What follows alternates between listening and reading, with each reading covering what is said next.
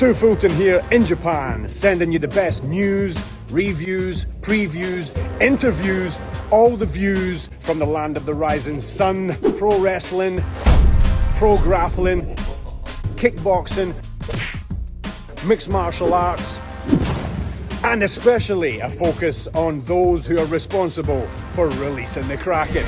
This is Kraken Chronicles.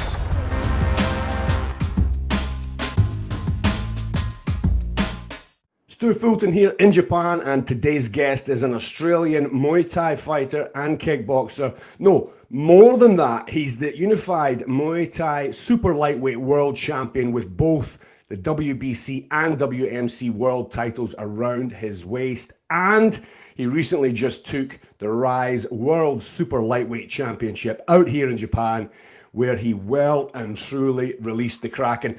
Chad, welcome to Kraken Chronicles.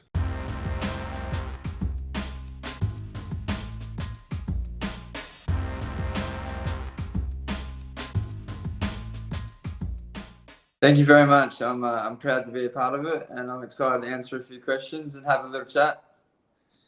So I first met you through Knockout, I believe, under the Bushy Road banner back in 2018, 2019. Yeah, it would have been 2018, I reckon. That was my first fight in Japan. Yeah, and then after that, I commentated on your fights in Rise, but in recent years, it's been my pleasure to ring announce for Rise and bring you into the ring with the power and the strength you deserve. Could you give us a few words on how it feels to fight in Japan compared to, say, Thailand and other places? Yeah, it's crazy. The way you get treated is amazing in Japan. It makes you feel like, I don't know, when you work so hard in the gym, it makes you feel like you belong.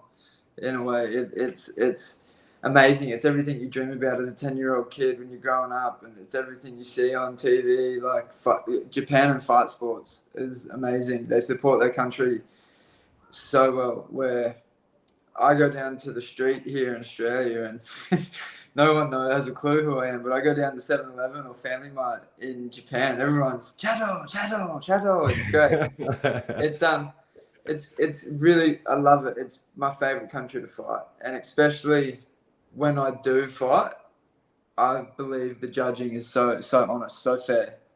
Very rarely do I see a bad decision in Japan. You know, you've made it when you get a nickname from the fans in Japan, Chado. It's great. I don't even know how it started, but it's great. All I hear is Chado, Chado-san, Chado. Yeah, they're very big on athletes here, and especially combat sports athletes get a lot of respect. So yeah, it doesn't surprise me that they treat you well here. I mean, that's a common thing that a lot of fighters say from all combat sports. There's just so much respect here. That's one thing about Rise and Japan, I'll say, is everything they do it properly, no matter how big or small the task is, and it makes everything run smoothly and effortlessly. It's great to be a part of Rise and the show. It's professional. Yeah, even for me on my side of things, the production side, there's rarely bumps in these shows. I mean, everybody has a particular job. They all take pride in it. And you know, we do proper rehearsals. Everybody's ready. There's nothing left up to chance. It's really well organized. Yeah. So, just a quick bit of background. Can you tell us how and when you got into the martial arts? So it was kind of something I was born into. I didn't really get a chance. My dad was a professional boxer and had kickboxing, like mat fights and tent fights and stuff like that. Obviously Muay Thai wasn't really a thing. It was sort of coming through from the Zendakai world and stuff like that. And then progressed properly, I'd say, through the 90s, and I was born 95. And then as soon as I could walk, I was in a gym because Dad had a gym at home. So I was growing up in and out of the gym, playing around all the time. And then when I was about 10, I had my first fight. I was either playing football or I was in the gym. And whenever I was in the gym, Dad would kick me out of the gym and be like, "You're not training properly, get out of the gym." Like, go on. And then I'd sneak back into the session, and then all I ever wanted to do was spar.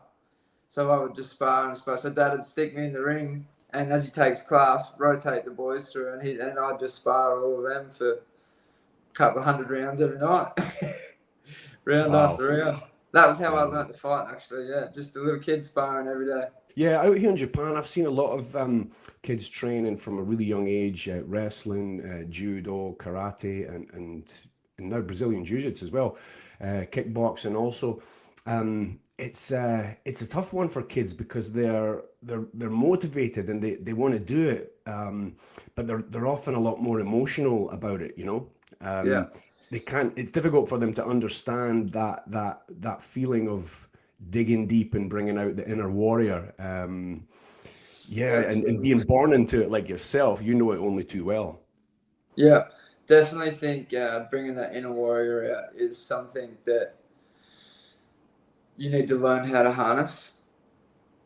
It's something that I've learned over time. It's but I think we'll get onto that a little bit later. Yeah, when did you first release the Kraken in competition? So you'd been sparring constantly in the gym, so you knew what it was like to take knocks. But you and I both know it's different when you actually get in the ring when Yeah. you're competing. So can you remember that first time competing and having to release the So beast? I grew up with my dad on a bit of property. So I was in the country a little bit, and I would say just principal mannerisms around dad, doing things with heart. I would say like I can finish it, or I can do this, or like I'd help him do stuff in the yard. It would start growing like that because I always wanted to make my dad proud. I always wanted to do well by him, impress him, or something like that as a kid growing up, and then it grew into the gym. And then I would say my first fight when I was 11 actually for my first fight. And it was a hard fight against another local boy. And we went hammer and tongs for three rounds, two 11-year-olds, and we got it come down to the last final round. It was like one apiece. Whoever wanted it could have gone either way. We fought and fought and fought, and I reckon I beat him. And then when the fight finished, we got a whole shower of money. Like the whole crowd started throwing coins in the ring, money in the ring, Wow. throwing notes in the ring, and that was my first fight I ever had. So like it was great, and I had to push like from fight one. I had to push and dig deep in my heart because we were tired. It was wild. It was like a little cyclone walking through. But I remember that was the first time me thinking to myself like, I've got to dig deep. I've got a decision here to make. I can quit or I can dig deeper and go, and I'll never stop. Like, and that's something that I've figured out nowadays, that I can tap into that and I'll never stop. And I haven't come across another fighter that has a bigger ticker than me. When it comes down to those points where you're wrecked and I'm wrecked and he's wrecked and they can't hold his hands up, like I've always succeeded through that bit because it's just the temporary state you're in. Do you know what I mean? In 3 minutes' time, I'm going to be out the back, recovered, wishing, I wish I did this or dig a bit. It doesn't matter. I always think it's like right now. Right now is when you dig deep. Right. Yeah. Yeah. That's such an important point. That right now mentality, that Yeah, turning point where you have the choice. You have a choice. Everybody you has the have a choice. choice, and Keep that's going or give up. exactly that, and that's what creates a good fighter or an average fighter. Those little Mm. decisions you make. Mm-hmm. Yeah. You learn a lot about yourself, I would imagine. Yeah, definitely, definitely. But then you go through stages where you start sort of walking through people, and it's happened at a few different levels, lower levels in my career, and as a kid, teenager, gotten older, like, and then you get to the top of the top, and they're also bad motherfuckers, the people Aye. you're Aye. fighting.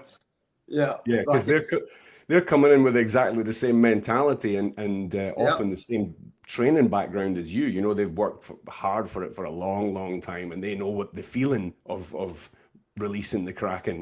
yeah, exactly. And like you said, it's for some people, it's a way out of life. It's a money thing, which turns into a lifestyle. Hey, this is something that can create me a good life. And then for Westerners, it's more so different. It's like I choose to fight. I want this. I want Mm, that feeling. It's two mm, different reasons people start fighting. But mm, then mm, you'll see the different mentality that the different fighters have as mm. well. Like sometimes, well, back in the day in Thailand, 28 was sort of done for a Thai boxer. And nowadays you see people pushing longer and the sport evolving. It's great. Even people adapting with different things, different promotions. What's been the toughest point of your career so far, and how Um, did you get through it? I'd have to say when I fought for my first world title, was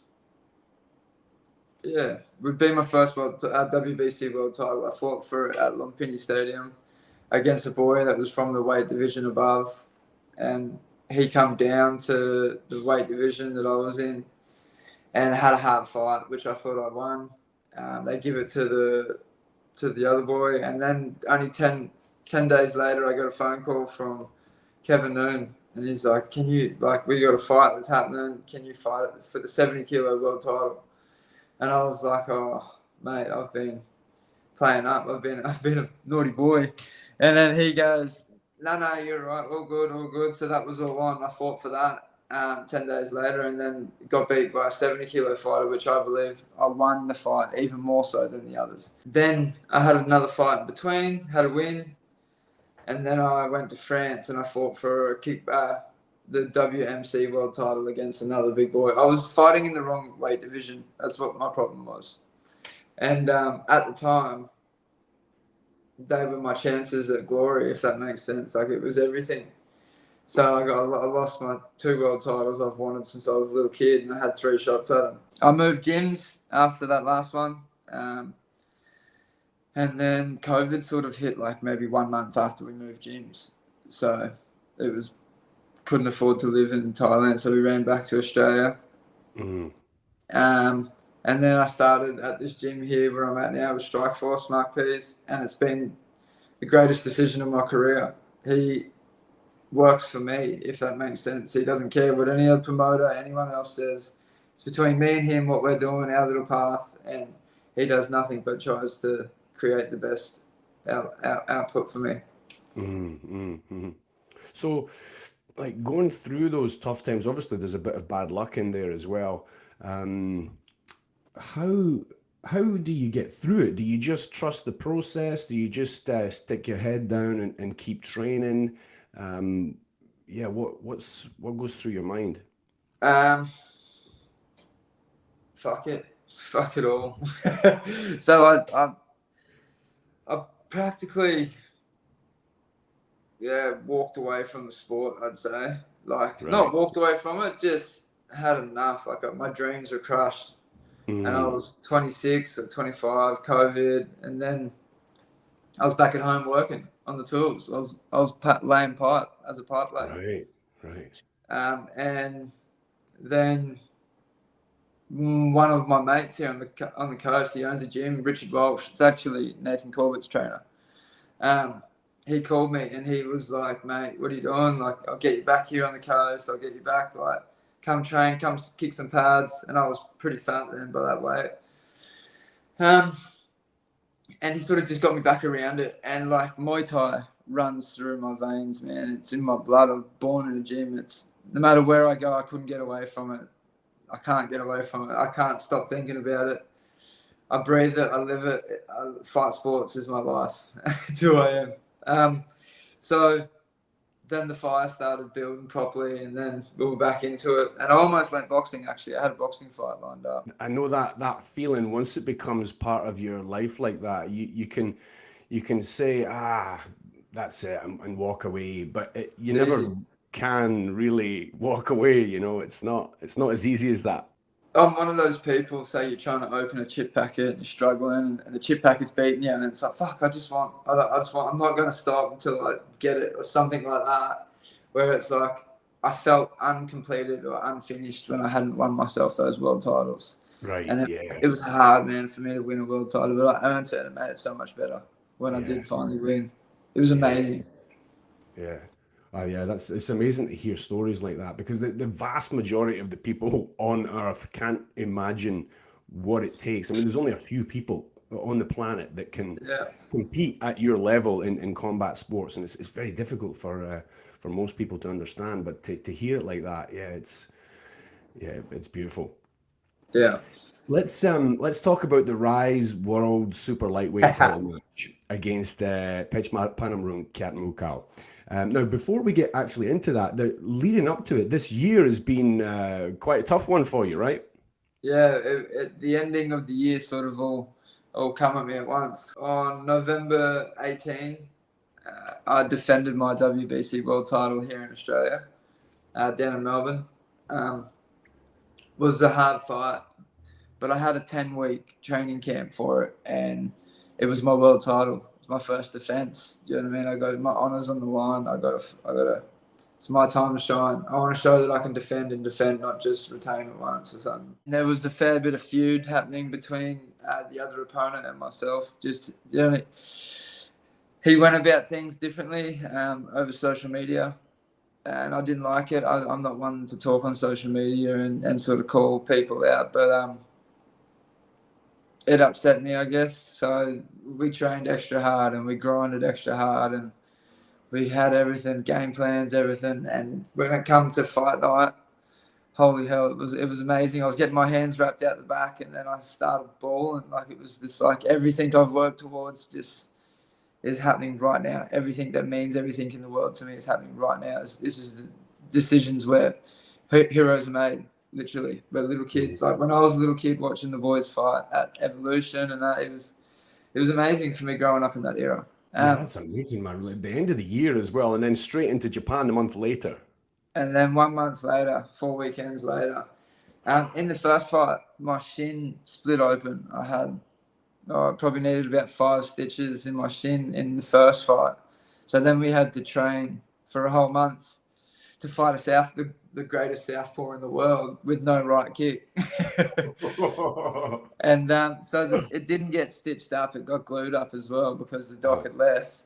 And so it didn't heal like this. It sort of healed from the bottom up, the whole cut. So it didn't heal the best. And then we fought and trained the whole camp to fight Petch with no right leg. Just a lot of boxing and knees and stuff. Yeah, and then sure enough, round 1 with Petch, just opens up when I was inside leg kicking, opened up. Oh, man. By the end of the fight, I ended up getting 6 stitches, but I had to fight with it the whole fight with my shin open. Yeah. Well, that's a funny thing right there, because I came backstage to say goodbye before I left, and I realized that I hadn't seen you in a few years, and I might not see you till next year. I was like, I'll get a photo together. So I went back and I sat down on the chair there as you were getting your leg stitched. That photo that I have on my social media is while your leg was being stitched. Yeah. You still managed to smile, man. Absolute warrior. I couldn't believe it. Well, that's what fighting for me is like football. Do you know what I mean? You throw the football, you pass the football. I hop in the ring, I hop out of the ring. It's a sport for me. It's not a nasty thing. I get nasty when I'm in the ring and I want to hurt you, but you want to hurt me as well. So, like, that's the sport we're playing. It's just higher risks, and obviously not enough pay, but like football. But it's generally those decisions you make that make it all worth it. That's the reasons when it comes to that decision of releasing the Kraken or not releasing the Kraken, and that's where you're chasing that high, that win. You want it. You want to be like, because you can, and all you got to do is dig a bit deeper. Yeah, and it's all about those chances and opportunities, right? Because if you don't make that decision that day, that time, that moment, you're not getting another chance tomorrow. That's what Dad said to me just before I walked out to fight Petch. He goes, Chad, you will never be in this moment ever again in your life. Like, this is it. You grab it with both hands. Wise words, very wise. Yeah, Dad's always full of wise words. He's always, Chad, your youth is only on loan, mate. You'll be an old man before you know it. And I believe it was the first time for your father to be over in Japan. Is that right? Yeah, Dad's first time he's ever been to Japan. Does that change things emotionally for you to have him ringside there? Is it a distraction? Does it empower you? Definitely not a distraction. Me and Dad have a great connection in the corner, and before the fight, Dad's my hype man. He's my, you're the man, Chad, you're the man, sort of thing. Like he's great at talking. He's good with words. He can make them rhyme. He can do a lot of things. So it's great to have Dad there. Dad's always been in my corner since I was a kid.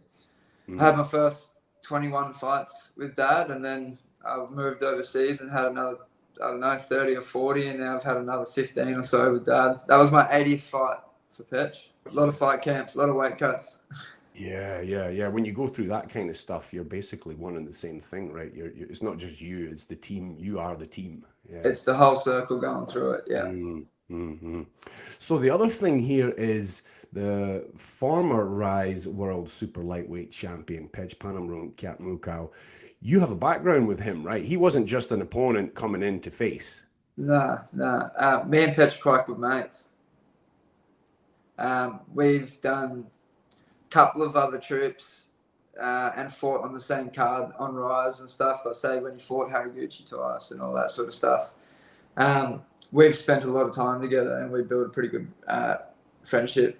And also Adrian, his trainer, and Mark P is my trainer, also get along like a house on fire. So we made a good little, all four of us made a good little family. Each little fight trip, it was great. But we always spoke to each other saying, we know that we're going to have to fight each other one or another day. And that day surely come. It was great.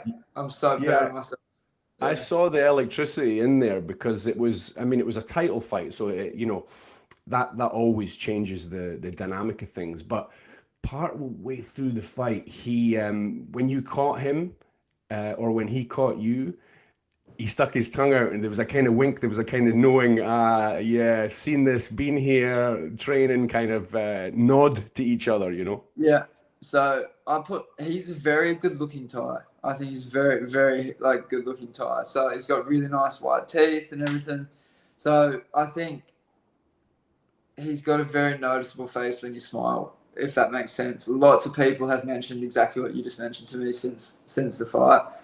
To me, that's an acknowledgement of how he feels. It's a mask. Do you know what I mean? You kick someone, they check, you smile at them like, oh yeah, it's an acknowledgement of pain, tiredness, or something. It's an emotion. So to me, that's green lighting. He's getting tired. He's masking the tiredness. That's go time. Because the hands started to drop lower, and he would shake his arms and he'd do his cheeky little grin and smile. Right. But disguise it like nothing's happening, like he's doing it with ease. But I knew exactly what it was. Yeah. That's the mark of a champion. Yeah. We actually trained a lot for this, knowing that Pech would be extremely sharp. Timing would be amazing the first 2 rounds. And after that, each round he would start to drop off a little bit more, being 5 rounds fight and living in Canada and all of that, fighting around the world all the time. I just knew we knew it was going to be a good time to jump on it. Yeah, because I wanted to ask you about that, the game plan going in, because he's got so few holes in his game. He's so well rounded. He's so damn tough. He's like a bulldozer, bro. He's like a little Mike Tyson. Have you seen to put that guy down? Must be so difficult to put him on the mat. Man, I hit some people and I can see when it rattles them, or if it most people I hit them pretty good and I can see it's doing damage. Every time I hit Patch, he wore it and still walked through it like he was kept coming in again. He's a tough boy, real tough. Yeah. He's an absolute warrior. And me sitting at ringside, I had the best seat in the house to watch it. I was just on the edge of my seat. It was an amazing fight. And you well and truly released the Kraken. I mean, to go lifted. Yeah, to go that far through and to, like you said, round by round, just to keep taking it up a notch each time, because it was the only way to defeat a guy of his caliber. Well, the game plan went out the window after round one. Round one, he won. And it was, I got back and Peasy goes, forget it, fuck that. You got to fight. You got to turn this into a proper fight. He goes, that's not working. He's got his push kick, his big left kick. It just wasn't working. Yeah. So we turned it into a fight. And a fight it was, man. Come round 4. In round 4, round 3, I was pretty tired after. Come round 4, you see Petch and I stand in the neutral corner, and we stand at each other. But I'm too fucked to step forward to initiate the walk back, and he goes first. But we stare at each other for like 3 seconds, and I smiled at him and I go, "Ignung Yokna, like one more round." But I couldn't lift my shoulders up. It was like I was stuck in sand. Oh wow, yeah. It was crazy. So what we've put that down to is I fought my fight the month before. Like, I was electric. I was like lightning. I was speed, power, accuracy. When I fought for my defense world title. And then fighting with Petch was only a month later, straight back into a hard camp and stuff like that. I think it took its toll on my body physically, and I didn't perform to the best of what I can. My body, it's had its fight, if that makes sense. Mm-hmm, mm-hmm. So that's what I put the fatigue down to in round 4, because I don't fatigue. It's one of my specialties myself. Is I've got the never-ending gas tank and a ticker that will just keep going. So like, I don't really get tired in fights because I always train hard and I do the right things. But for me to get tired of that, it's been a few years since I've had to push and dig myself so deep and say, like, do I really want this? Do I want this? Like, and my partner, after round 4, she seen I was a bit like glazed over or like tired. She like, just before I turned around, she like slapped me on the leg and she goes, "Chad, did we come all this way from Australia to lose the world title?" She's like, "Do you want to win this world title?" And I was like, "Fuck yes, I want it more than anything." It's this, how, like we said, how do you find the Kraken and release it? Yeah. Well, you well and truly did that. I've learned how to harness it. The mindset that I fight with, it's not an angry mindset. It's not an under angry mindset. It's a level-headed. It's a level-headed mongrel, I'd say. Like, you fucking, you kick me, I'll punch you back twice as hard. I don't care, mate. Like, you're only human. You put your pants on the same way I do every day. So it doesn't bother me who stands in front of me. But I do believe that there's 2 different fighters I have. There's Chad, the Muay Thai fighter, that is technical and clinical, like with things like positioning, inside, elbows, the whole lot. But then there's also the full-blown shark that fights in Japan, kickboxing. I don't have to be careful of elbows. I can move more, I can unload, and I can steam train you as much as I want. Yeah, that's the interesting thing about the Rise rule set. It's just to the untrained eye, it doesn't look that much different. It's like, there's no clinches, or there's maybe one clinch in a knee, but it does change things quite a lot compared to Muay Thai itself, right? Yeah, big time. It's a complete different sport, different tempo. You go from, with Muay Thai, it's 1, 2, 1, 2. There's never a third beat. With kickboxing, it's like, you're around. There's a couple of feet in there. It's different tempo. Yeah, it's fascinating, man. And I recommend anybody who's interested in kickboxing to go out and watch your fights. When you get in there, I watch. You're an absolute beast, a stud, and it's a pleasure to watch you fight and to have you on the show here today, Chad. Thank you very much. Thank you very much for having me. It's been great. I'd love to do it again. Can you shoot us your socials? Where can we get you on Instagram? Yep, it's Chad Shark _official on Instagram. I guess, Stu, you could put something in the bio or something, it'll be there.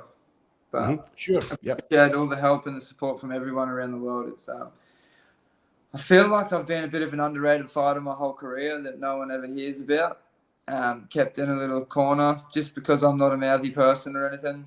And now I'm 28. I'm at the other end of my career. And I'm hoping I just blow up on the whole fight scene world, because I believe I am the best in the world right now in my weight division. Well, I can tell you this, mate, you've never been underrated in my eyes. The first time I watched you fight, I knew I was witnessing something special. Really, it's really a pleasure. And thank you again for joining us today on Kraken Chronicles.